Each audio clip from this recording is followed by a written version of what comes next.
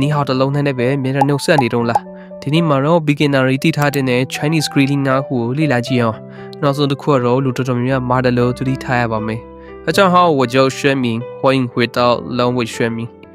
第一你好你好 Chinese လေ့လာတဲ့သူတိုင်းအရင်ဆုံးတီးထားတဲ့စကားလုံးကတော့你好ပါသူကမင်္ဂလာပါ hello လို့အဓိပ္ပာယ်ရပါတယ်第二早上好早上好မနေ့ကအချိန်ဒုတိယကိုနှုတ်ဆက်တဲ့အခါမှာ早上好လို့နှုတ်ဆက်လို့ရပါတယ်သူကမင်္ဂလာနံနက်ခင်း good morning လို့အဓိပ္ပာယ်ရပါတယ်第三下午好下午好7နာရီနဲ့3နာရီကြားနေ့လည်ခင်းအချိန်တွေမှာနှုတ်ဆက်ရင်下午好လို့သုံးရပါတယ်သူကမင်္ဂလာနေ့လည်ခင်း good afternoon လို့အဓိပ္ပာယ်ရပါတယ်第四晚上好晚上好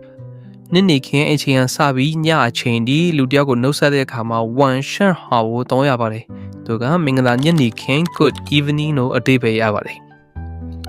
第五晚安晚安ဒီတစ်ခုကတော့လူတော်တော်များများမတက်ကြတယ်ပေါ့နော်晚安 good night ကိုအဓိပ္ပာယ်ရပြီးတော့အိတ်ခမ်းကြီးအချိန်မှာပဲသုံးရတာဖြစ်ပါတယ်